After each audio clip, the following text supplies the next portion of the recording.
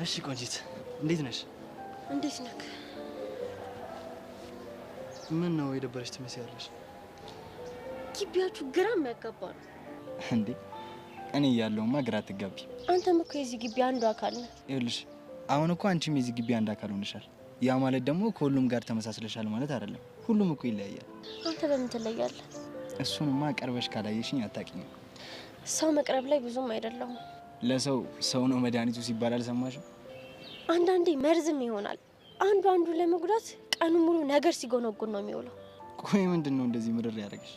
እኔ ግን የሚገርመኝ ቆይ እዚህ ግቢ ከመቼው ነው ወሬ የሚዳረሰው? እኔ እንኳን ገና ከመግባቴ ያልሰማሁት ሚስጥር የለም።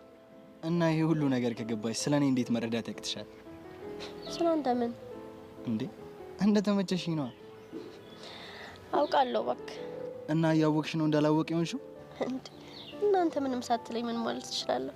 እንዴ ማለት እኔ ጥያቄ እስካቀርብልሽ ነበር የምትጠብቂው? አዎ። እሺ እና ምላሽ ምንድን ነው? መልሴማ አንተ ታይፕ አይደለህ